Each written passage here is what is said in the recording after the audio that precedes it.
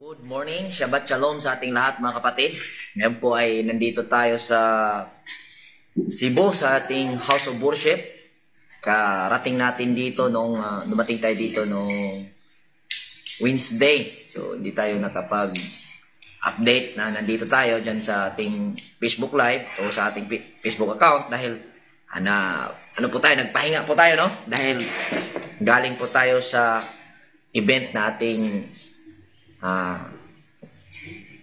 pinag-host natin, tayo yung nag-host doon sa Bohol, doon sa kapatid ko na kinasal. So ngayon po mga kapatid, maaga nating i-share ang kasanayan nating pagbabahagi sa bawat Sabat ay yung nasa 1 Thessalonians chapter 3. Paumanhin po sa lahat sa nakaraang Sabat, hindi po tayo nakapagsagawa ng diskusyon o pagpapahayag dito sa ating Facebook account dahil tayo po ay nandun sa Bohol at napakahina po ng signal at pinili na lang natin na mag-skip doon sa isang Sabat na hindi makapagdiskusyon sa ating programa sa bawat Sabat na magbahagi dito sa mga sulat ni Apostol Pablo at kasalukuyang nasa 1 Thessalonians po. Magandang umaga, Shabbat Shalom sa lahat, sa ating mga kapatiran dyan sa ibang bansa, dito sa Cebu, sa mga kapatiran natin at sa lahat ng mga kapatid natin dyan sa Davao del Norte. Happy Sabat po sa ating lahat at sa ating nanonood ngayon, si Sister Angie Botaslak, ating kapatid, ating mga kapatiran nandyan sa mga mananampalataya sila na nasa Davao de Oro yata o ano sa kanila kasi parang andun papuntang Digus yata yung sa kanila at sa ating kapatid na si Brother J. Megyu Villarhermosa.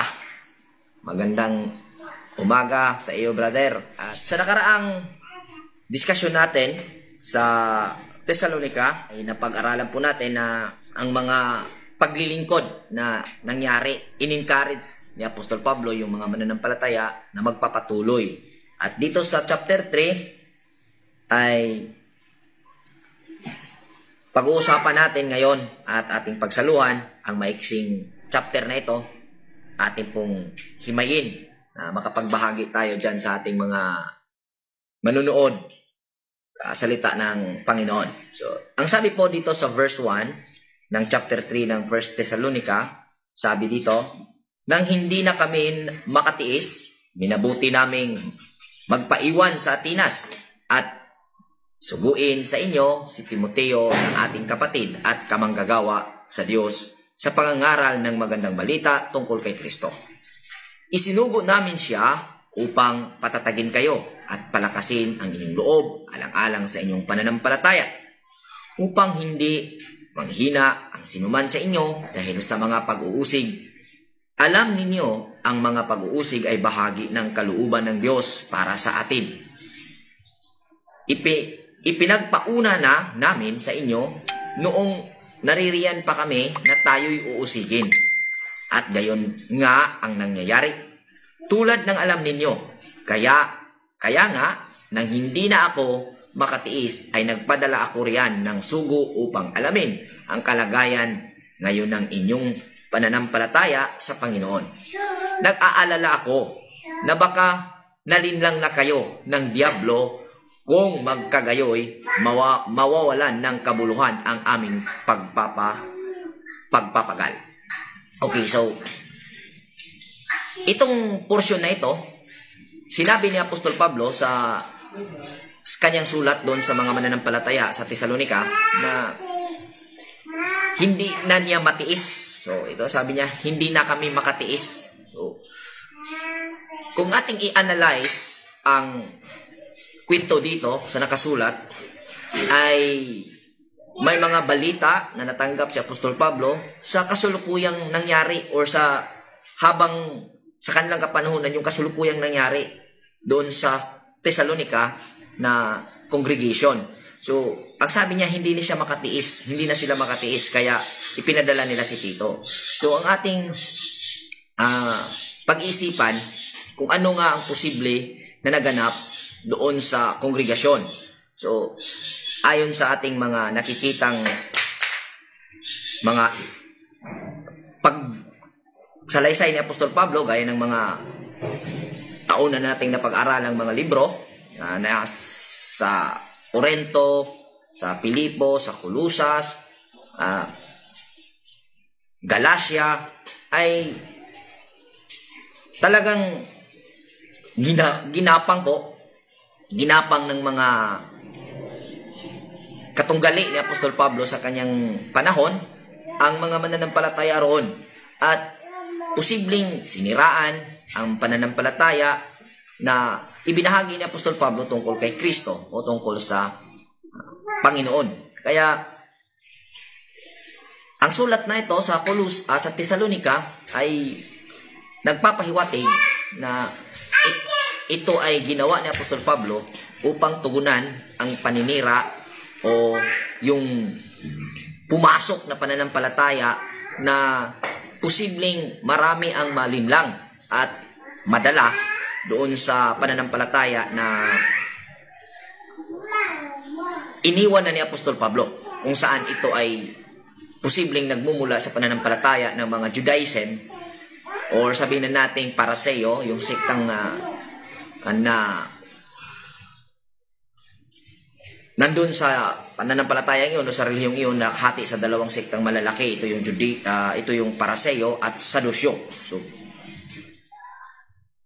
ang sabi niya dito na baka kayo'y malinlang sa diablo. Ito sa verse 5, sabi niya, nag-aalala ako na baka nalinlang na kayo ng diablo. Kung magkagayoy, mawawalan ng kabuluhan ang aming pagpapakal. So, kung ating titingnan, ang diablo dito ay yung opposite sa good, yung darkness at light. So, yung kadiliman at liwanag, ang diablo dito ay ang kadiliman. So, sa ating nauunawaan, sa ating pagpapatuloy, hindi mo pwedeng husgahan o ang isang tao na siya ay diablo. O kaya, sabihin mo na ito kasi mga kampo ng diablo. Sa aking naiintindihan, mga kapatid, at aking ibabahagi, ang naintindihan ng Torah community, ng grupo namin, kung saan ang diablo matatagpuan at paano nangyaring magawa niyang manlinlang sa bawat individual na mananampalataya, ay nangyayari po ito dito sa ating sarili. At ang diablo po dito ay ang pangunawa po natin na pabor sa hindi patas at makatarungan. So, lahat ng hindi makatarungang pangunawa na nagsibol po sa ating kaisipan ay sa diablo po yan. At ang nangyari na ilagay na ni Apostol Pablo sa mga mananampalataya sa Tesalonica yung tamang pangunawa sa tungkol sa Diyos. Yan po ay nababasa natin na nasa Epeso na sabi niya yung tamang pagkakaunawa, yung tamang kaalaman tungkol sa buhay na Panginoon. Ito yung naipundar na ni Apostol Pablo dyan sa mga mananampalataya sa Tesalonica. Kung ano ang Diyos at kung paano ito kumikilo sa buhay ng mananampalataya. At sa ating patuloy na ibahagi bawat diskusyon na ito'y itinuro ni Jesus Christ o ni Jesucristo, ni Jesus sa kanyang kapanahunan, na ibinahagi niya ang kanyang nalalaman kung saan siya ay naging anak ng Diyos. at kung ito'y tatanggapin ng mga tagapakinig at mga nakakaabot sa kanyang kapanahunan, ay magiging anak ng Diyos din sa paraan na i-activate din o maa-activate din ng ang kanilang ability bilang nagtatagumpay o bilang mananampalataya o kumikilala sa may likha. Ito'y na-misinterpret ng maraming mananampalataya ang tungkol sa pagbabahagi ni Jesus sa kanyang kapanahunan. Hindi naman sinabi ni Jesus na kayo magtiwala sa akin para kayo maligtas, kundi ang ating maintindihan na magtiwala kayo sa anak ng Diyos. At ang anak ng Diyos ay ang kumikilos sa buhay ni Jesus, na kung saan pinagsikapan ni Jesus na ma-activate din sa buhay ng bawat mananampalataya, which is ito yung karunungan na nasa bawat individual. So, ito yung pinagsikapan ni Apostol Pablo dito, na sinabi niyang yung aming mga pagpapagal ay baka mawala ng kabuluhan. Kasi alam naman natin, ang pananampalatayang Judaism o pananampalatayang mula sa siktang Pariseo ay nakapundar ang kanilang mga aplikasyon sa kanilang pananampalataya doon sa seremonya, na kung saan kung ang seremonya ay may sasagawa ay magkaroon ng kaligtasan ng tao. Ngunit sa ating nakikita, kung ating tingnan ang logic ba, yung ating tingnan yung simpleng analisasyon tungkol sa mga handog na naging nandoon ang pananalig ng mga katunggali ni Apostol Pablo, gaya ng mga taong nasa grupo ng Pariseo, na kung maisagawa yung paghahandog ng mga hayop, pag-aalay sa pamamagitan ng seremonyas, ay mapapatawad ng kasalanan. Kayo pa man, kung ating i-analisa, no? Sasabi ko na tingnan natin yung sa logic na ano ba? Pag tanaw, no? May nakasulat sa scripture na yung God of Abraham, God of Isaac, God of Jacob ay hindi nagbabago. He is the same yesterday, today, and forever. Gayunpaman, sa panahon ni Moses, nag-aalay ang mga mananampalatayang Israelita ng mga tupa, kambing, baka, at kalapate. Itong kasulatan na ito ang nagpapatuloy, o itong seremonyas na ito na nagpapatuloy sa panahon ni Jesus, na kinontra ito ng katuruan ni Jesucristo o ni Jesus, dahil nga sa nawalan ito ng kahulugan. At yan po ay nasa Matthew Kapitulo 5, versikulo 17 pababa po, na sinabi nga niya ron na huwag niyong isipin ako'y pumarito upang alisin ang mga batas o kautusan at ang mga katuruan ng mga propeta. Pumarito siya upang bigyan ng kahulugan. So, ang nakita nating argue, no, na nangyari sa mananampalataya sa Tesalonica, hinihila ng mga mananampalatayang ito na ang mga taga-Tesalonica ay bumalik doon sa ritual. Bumalik doon sa ritual na kung saan mag-aalay ng mga hayop, at kung basihan naman sa kasulatan o Torah, ito ay lehitimong mababasa talaga na ito ang gagawin at mapapatawad ang kasalanan. Gayunpaman, ang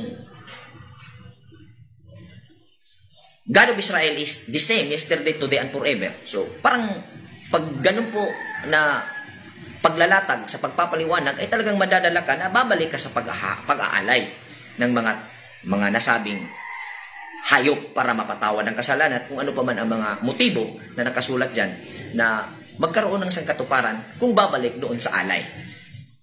Ngunit ang ating nakita na pangunawa na pinanghawakan ni Jesus at ng mga apostoles at ngayon po'y ating nakita, ito po'y totoo na hindi nawawala o hindi nagbabago yung Diyos noon, ngayon, pagpakailanman.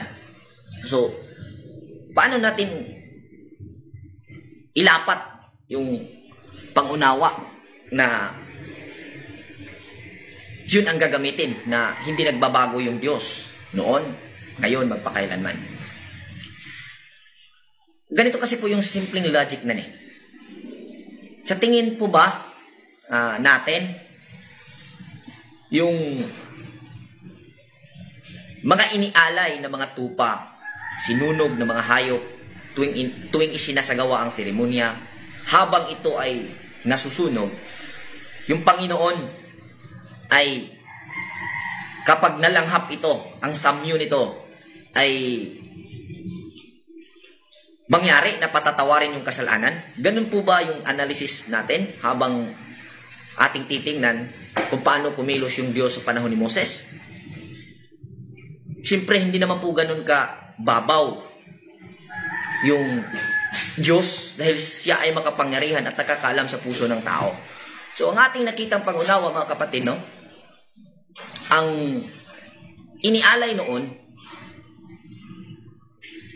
na tupa para mapatawad ng kasalanan o kambing o baka o salampate o kalapate ay hindi po ito yung mismong mga hayop na kapag isinagawang sunugin ay mapapatawad yung kasalanan dahil yun yung nakasulat na nabasa na pag nasunog ito mabagong samyo at mapapatawad yung kasalanan. Hindi. Para sa atin kailangan nating maunawaan ito. So, ang baka, strength and sacrifice po ang spiritual meaning nito. Pagka sinabing tupa, katapangan sa paggawa ng mabuti. Pag sinabing kambing, ito po ay balanse na pamumuhay at ito'y tumutukoy sa pag-uugali o dedikasyon na mangyaring ating isagawa sa ating sarili o sa sino mang taong nag-aalay sa panahon ni Moses. Okay. Pag sinabing kalapate, ang spiritual meaning po ito is calmness. Ito po yung pagpapakumbaba. So, mga kapatid, hindi po ang baka na ginawa na inaalay o yung mga hayop ang magpapatuloy sa walang katapusan. Kasi ang sabi, itong mga alay na ito, pag ating binasa yan sa Leviticus, sa Exodus, sa Numeros, sa tinatawag na Pentateuch or Torah, yung 5 Book of Moses, ang nasa baba po, nung isinasagawa po yung pagbigay instruction ni Moses sa mga Israelita, andun po yung notice sa baba na ang sabi, ito'y gawain ng mga Israelita sa lahat ng kanilang lahi, sa lahat ng panahon. So, kapag yun ay nabasa, talagang kung wala kang gagawing analisasyon tungkol sa mga inaalay, ay talagang sisikapin mo, kung ikaw ay mananampalataya, sisikapin mo balikan yung pagsasagawa ng mga alay. Ngunit, mga kapatid, ang Torah community naniniwala na hindi nababago. Andun pa rin yung pag-aalay. Dahil yon ay walang katapusang gawain o walang katapusang instruction na mapapatawad ang kasalanan. Pero, ang inalay ng mga tao sa panahon natin ngayon o sa panahon ni Jesus, panahon ng mga apostoles, hindi ginawa ng seremonyas na yung bakang literal ang inaalay. Pero yung spiritual na message tungkol sa baka ay yun pa rin ang inaalay. Dahil yun ang totoong alay. Kung may nangyari na physical na alay na baka, yun po ay seremonyas lamang sa spiritual na inalay ng isang taong nagsasagawa. Hindi po yung baka mismo ang inaalay ang maging sanhi ng kapatawaran ng kasalanan o yung hayop na inalay at sinunog ang magiging sanhi ng kapatawaran ng kasalanan sa panahon ni Moses. Kundi, yung espiritual na kahulugan na nasa kanya, na kanyang inalay at bilang tanda na ang kanyang sarili ay nag-alay ng espiritual na lakas at sakripisyo, baka, ay nag-alay siya ng baka. Ganun po yung ating pangunawa. So yung pag-aalay ng mga handog para sa Panginoon na susunugin, mamagong samyo, ito'y magpapatuloy sa walang katapusan. Ngunit yung seremonya ay mababago. Kasi wala na po tayo sa kapanahunan kung saan mayroong ang pamumuhay ay livestock o yung pag-aalaga ng mga kahayupan. Pero yung alay, hindi po nagkamali ang Panginoon na nagbigay ng instruction kay Moses na gawain ito hanggang sa walang katapusan. Dahil alam naman po natin na ang Panginoon ay nakakaalam sa hinaharap. Yung alay na iniutos mula sa mga panahon ni Moses at sa mga kaninunuan, yun ay magpapatuloy sa walang katapusan. Yung baka, hindi yung bakang susunugin ang magpapatuloy, kundi yung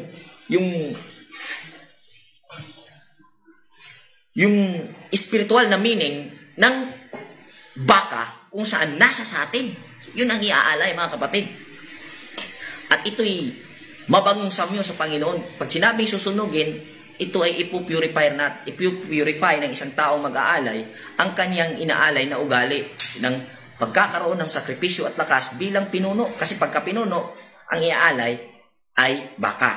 At ganon din po ang nangyari sa kambing, ganon din po ang mangyayari sa tupa. So, hindi po nawalan o hindi po nababago yung pag-aalay na nangyari sa panahon ni Moses. Wala pong pagbabago yun.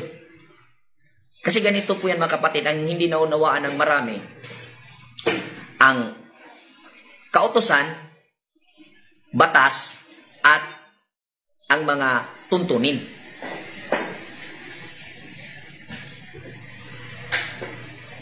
Ang kautusan ay mananatili magpakailanman. Gayon din ang batas, mananatili magpakailanman.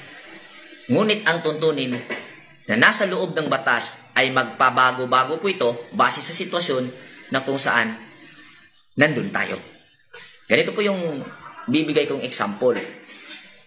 Sa isang plaza, may madalas makikita natin pag green yung damo dyan, nakalagay po dyan na huwag apakan yung damo. Yan po yung tuntunin na mandato ng batas. Yung tuntunin, mandato po yan ng batas, huwag apakan yung damo. Ayun, dumating yung panahon tag-init. Namatay ang damo. Pero andun pa rin yung karatula. Andun pa rin yung tuntunin na mandato ng batas na huwag apakan ang damo. Ngayon, epektibo pa ba ang tuntuning iyon kung saan wala na yung damo? Doon. Effective pa ba yung tuntunin na huwag apakan yung damo kung saan wala naman doon ang damo sa lugar? Simple, hindi na talaga kasi wala na yung damo. Ngayon, sa mga Torah observant, sa mga Torah believers, ang sabi nila, kailangan bumalik tayo sa kautusan ng Panginoon. Ngayon, ang sabi, hindi daw nagbabago ang kautusan. Hindi din nagbabago ang batas. Ang kautusan, isa lang. Mamuhay ng makatarungan at hustisya. Ang batas, isa lang din ang ibig sabihin ng batas. Ang batas, parusa sa makasalanan, proteksyon sa mga namumuhay sa katarungan. Yan po ang batas upang parusahan ang nagtakwil sa kalooban ng Diyos. Pag sinabing tuntunin, ito po yung nasa loob ng batas. At ang tuntunin ay nagbabago-bago po ito base sa pag-ikot ng panahon. At yan po ang hindi naintindihan ng maraming mambabasa ng Torah o gustong sikapin bumalik sa batas ni Moses. So ang batas ni Moses sa panahon niya ay parusahan ang mga sumuway sa kautusan. Yan po ang batas. Pag sinabing tuntunin, dyan po na-identify ang mga taong tumakwil sa katarungan. Diyan po nakikita ang mga violators. Nakita niyo po? So, hindi po ito naintindihan ng marami ang tungkol sa kautusan, batas at tuntunin. Ang batas, ang kautusan hindi nagbabago. Ang batas hindi rin nagbabago. Ngunit ang tuntunin na nasa loob ng batas o specific na maging gagamitin upang ma-identify ang paglabag sa batas ay nagbabago-bago po ito. Kagaya ng nasabi ko kanina na andun po yung karatula na huwag apakan yung damo. Gayon pa may dumating ang panahon na wala na yung damo. Epektibo pa ba yung mandato ng batas sa lugar na iyon na huwag apakan ang damo kung saan ang damo ang nawala? So, ito'y panawagan doon sa mga bumalik or nais balikan yung implementasyon ni Moses sa kanyang pamumuno sa Israel kung saan patayin ang magtrabaho sa araw ng pamamahinga. Bakit mo ipipilit na patayin ang mga nagtatrabaho o papaparusahan ang mga lumabag sa araw ng pamamahinga kung saan yung existing government sa panahon ni Moses ay hindi naman nag-exist sa ating panahon ngayon, tulad ng damo na kung saan pinroteksyonan ng mandato ng batas na kung saan huwag apakan, nawala na yung damo. So hindi na yun epektibo yung mandato na yon. So, kailangan po natin maintindihan mga kapatid ang kautusan, batas, at tuntunin. So, kailangan natin itong maintindihan dahil dito po nagkagulo yung mga mananampalatayang gustong bumalik sa kautusan at itong mga kapatid din natin, mga Christians, na ayaw din bumalik sa kautusan. So, wala pong nababago sa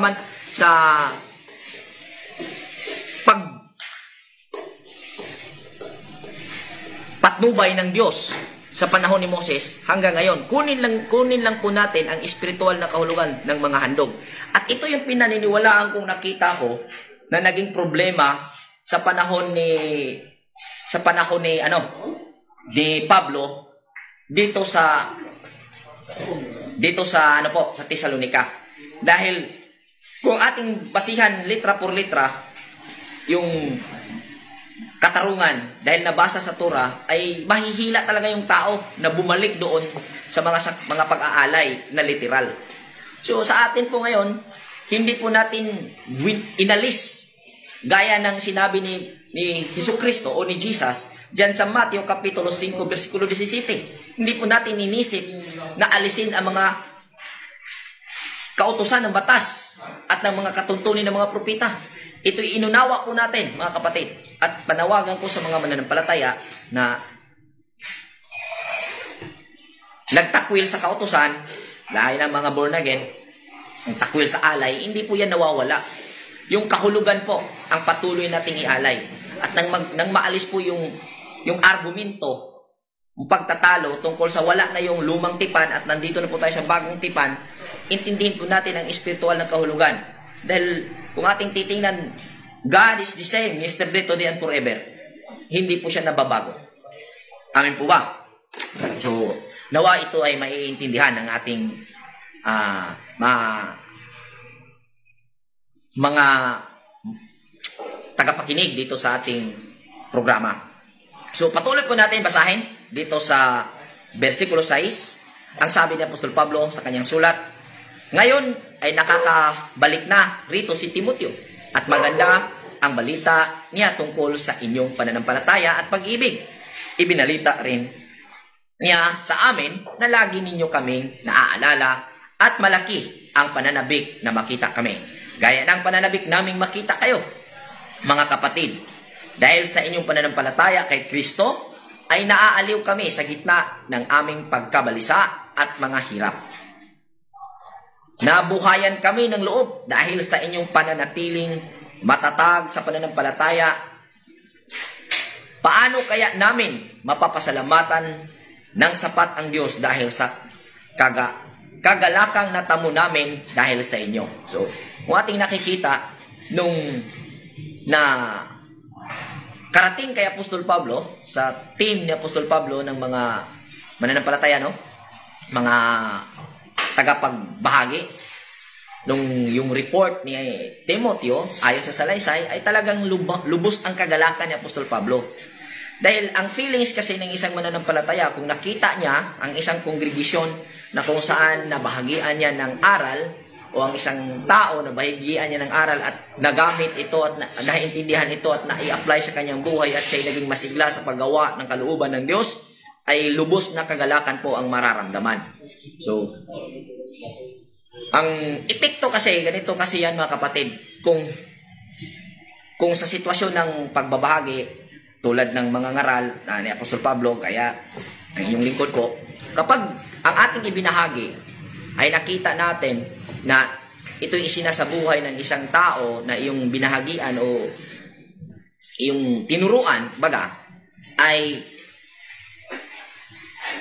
ang kanyang pagsasabuhay ay kagalakan ng isang mangangaral o tagapagbahagi. Ganun po yung mangyayari.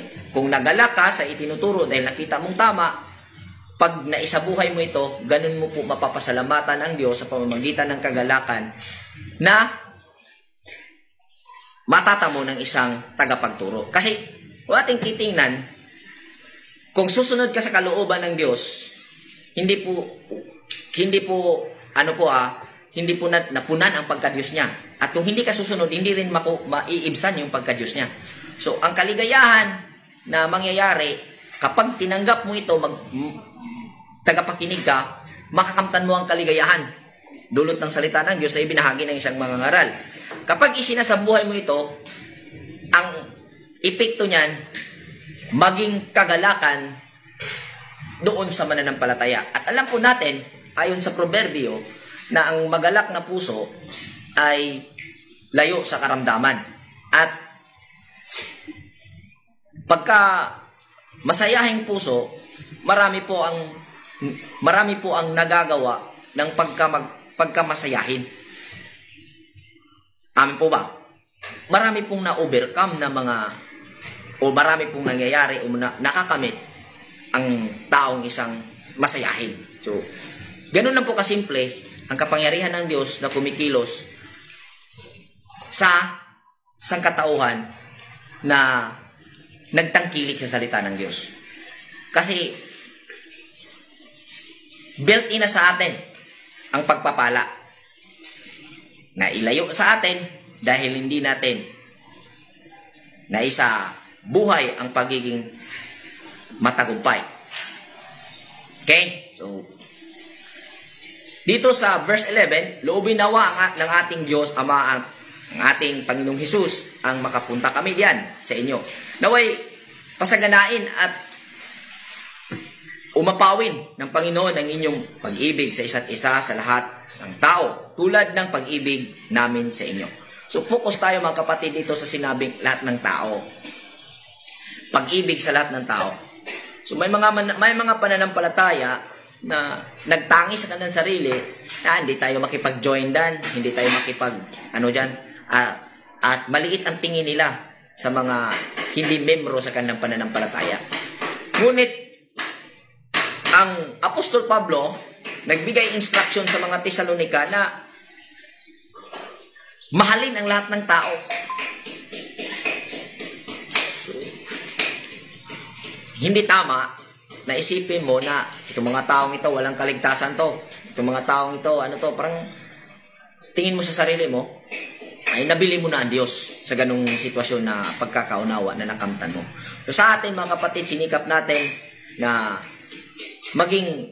magawa natin na maiparamdam natin ang pagmamahal natin sa lahat ng tao.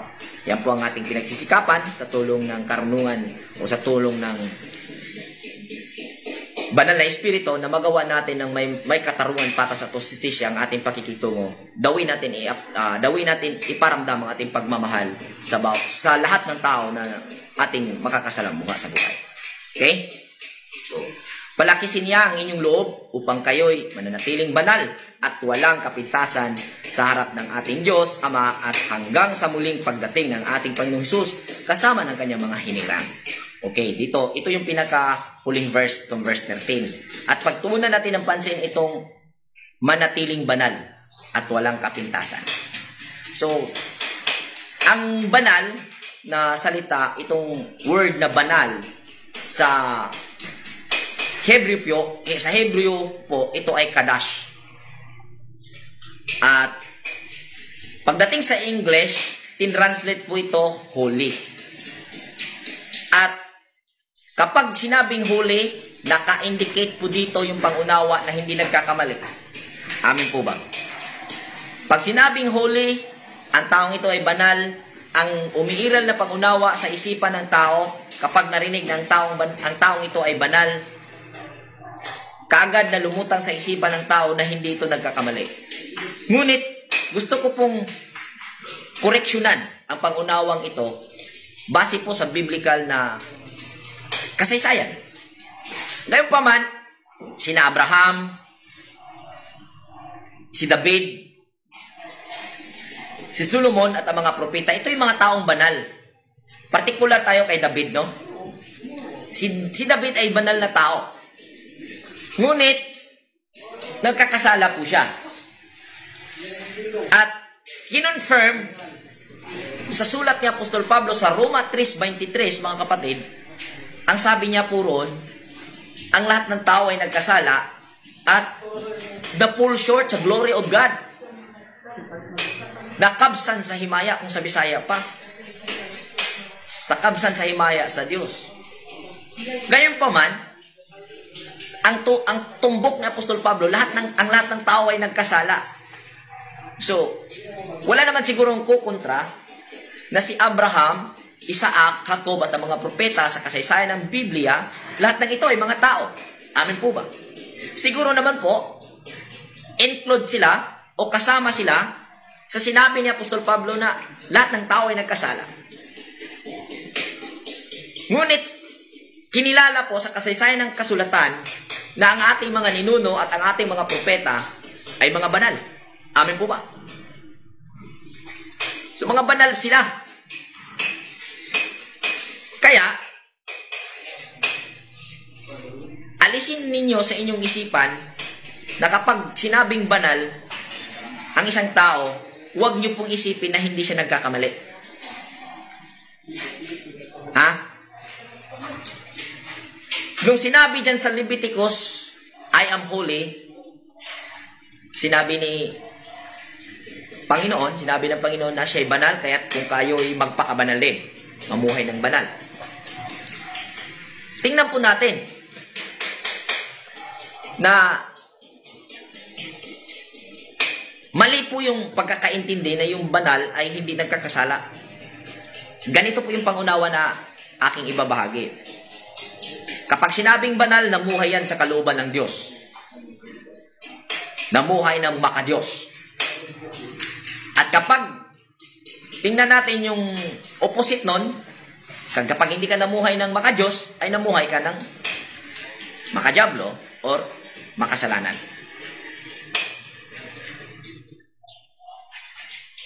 Ang ating nakikita tungkol sa sinabing kabanalan na pamumuhay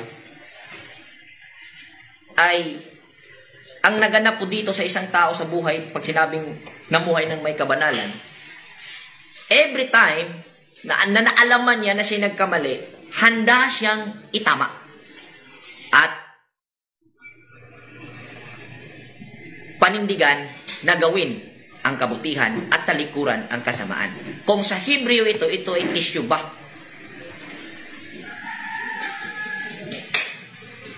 At pag sinabing namuhay sa kasamaan, namuhay ng walang kabanalan, ito ay naganap sa buhay ng isang tao na kahit nalaman niyang mali at kahit nalaman niyang hindi patas ang paraan na kanyang ginamit, ay patuloy niya itong gawin.